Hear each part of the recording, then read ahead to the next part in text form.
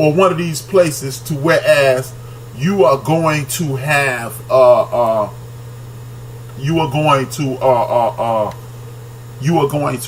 offensive minded coaches who know how to use people. Most of these dudes are just saying, go run the plays, and that's it.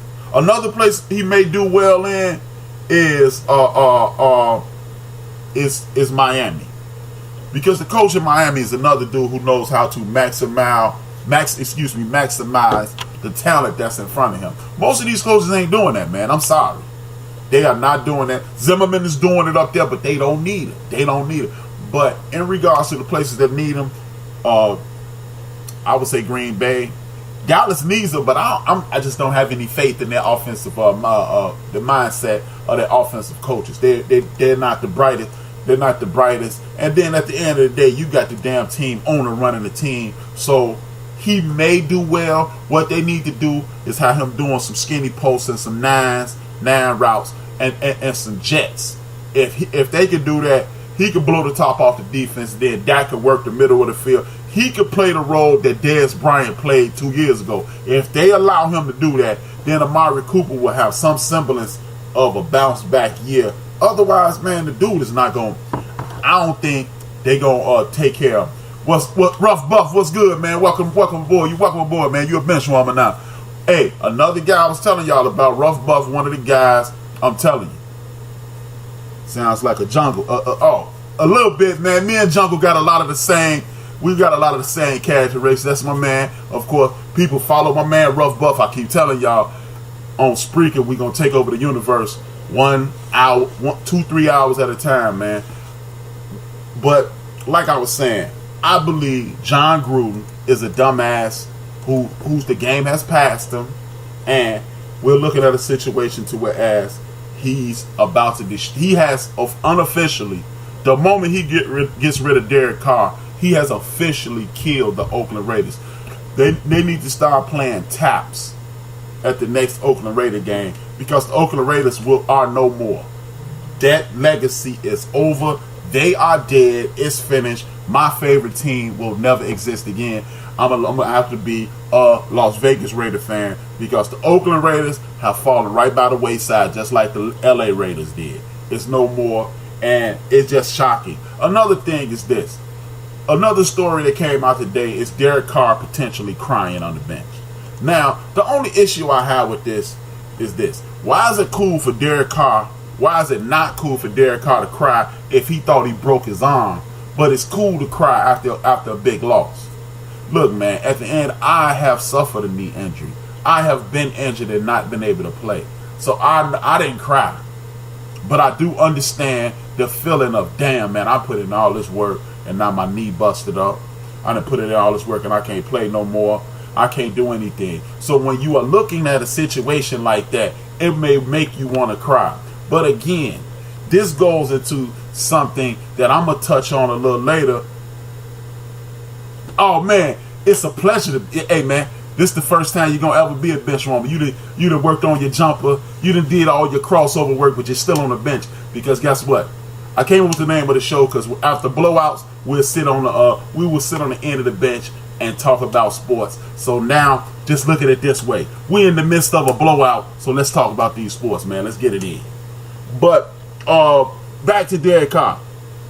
Derek Carr, man, it's an issue kind of like what Rondo was speaking on. When you a media darling, you can do anything, and the media and mainstream media. The reason all of us have shows so we can stop allowing our people to be brainwashed by this foolishness. Like, oh, he was crying. There's nothing wrong with crying when you think you're hurt. Look, just let's not forget, this is a dude who potentially, like my man Wentz last year, was gonna win league MVP, and then he breaks his leg and it's over. If you think you're gonna break your arm after coming off a broken leg, after suffering a few other injuries, I would be potentially ready to cry as well. So, but it's like Rondo said, the media gets hold to it, and then it's a bad situation. He's a crank, he's a sucker, or what have you. Now, when you're looking at it this way, look at it this way.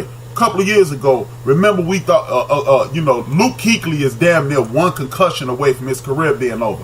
Luke Kuechly thought he had a concussion and cried from the moment they set him on that damn cart until he figured out he didn't have a concussion anymore. So, but it was cool. He was a warrior. He was this, he was that. Again, when you're not the media darling, you can do no right.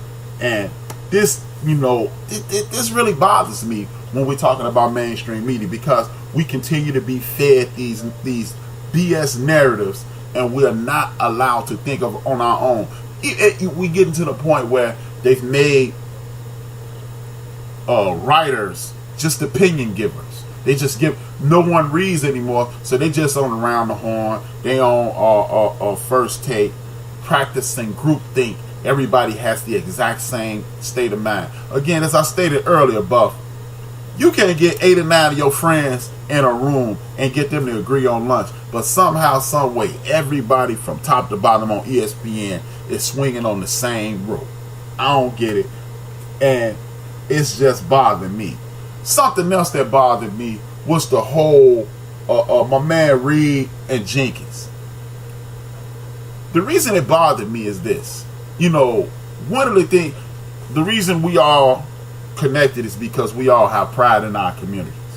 And I understand people can become emotional when issues like the Colin Kaepernick, or if you feel somebody selling out, like a lot of people in Chicago where I'm at, we pissed off at Kanye right now, and in my personal opinion, he make the whole city look bad with this whole supporting Trump thing.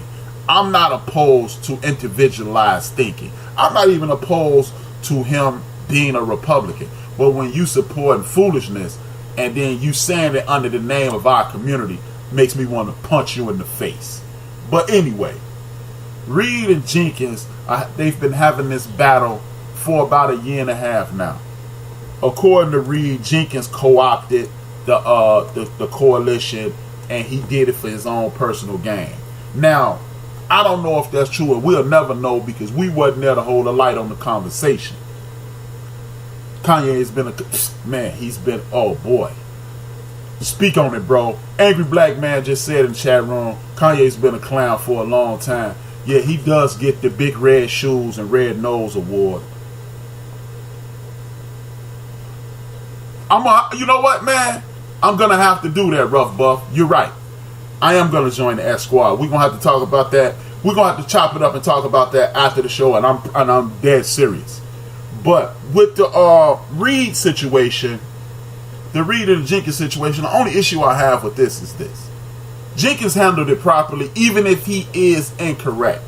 Even if he has co-opted this for personal gain, even if he did sell out the coalition, what I feel people in our community must learn how to do is disagree in close quarters. We have to. I am so sick and goddamn tired of our folks saying we the only people that do this, because we're not. You know what? In my opinion, the only people that do this, we're the only people that air our dirty laundry in public. Because I personally know federal parole officers that have people from the Jewish community, from the Chinese community, from the from other Asian communities, from the European communities, and from our communities and the Latino community under their watch. So that means everybody's committing the exact same crime. We just feel the need to go on the Breakfast Club and go on Sway in the morning and air out our dirty laundry in front of the world, and then give people the opportunity to clown us. Kanye is bipolar and mental illness. But never diagnosed. You know what? Sometimes I agree with that to a certain point. Some of this is just raw, butt-naked arrogance. I've had a few interactions with him. Me and him used to frequent the same hip-hop club. He was kind of on the dickhead side of the game back then. I can't dispute the bipolar thing because he does display a lot of those traits. I do believe it's just a lack of self-control at some point. But I cannot. I refuse to say he's not suffering from mental illness. I'm hoping he is, because at that point I can have empathy instead of anger towards him and stop calling him the jackass that I think he is. The only thing that bothers me about publicizing these conversations, he could have said nothing instead of opening the floodgates to to the color. Exactly. Exactly. Yeah, you're right. Hey, Buff. Hey, Mo, I'm in total agreement with you.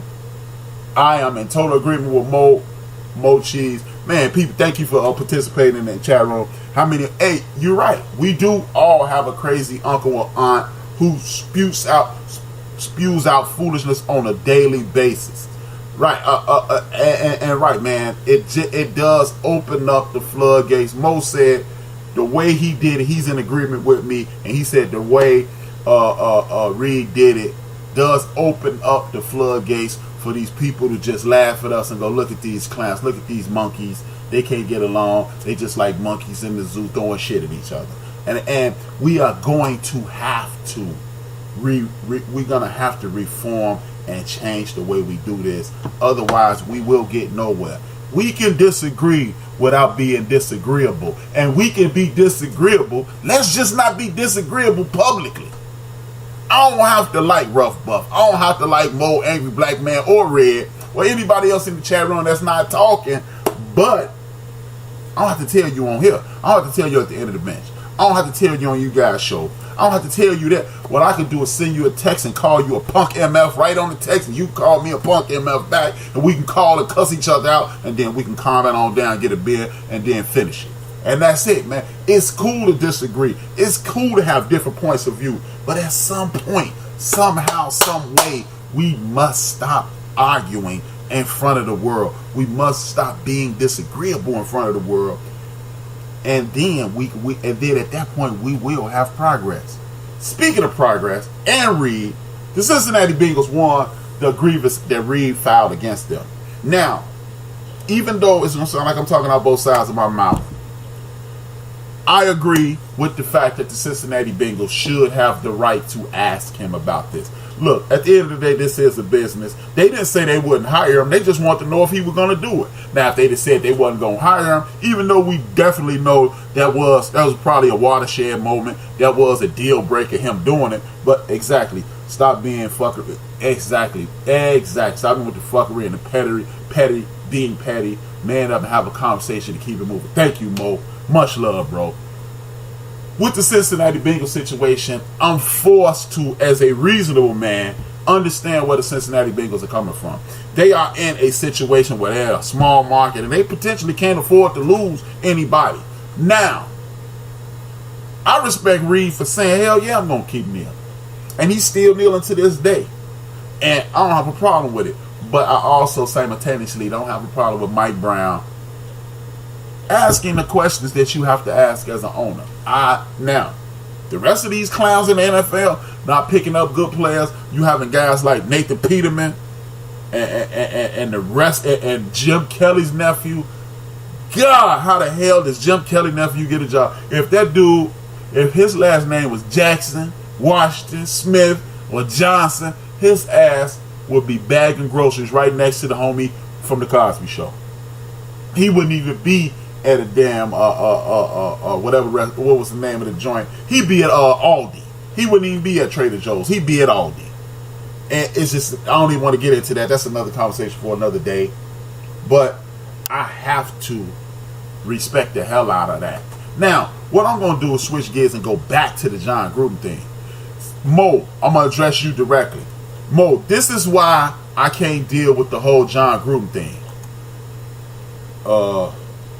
Kelly will have another job, but this time next year he's white.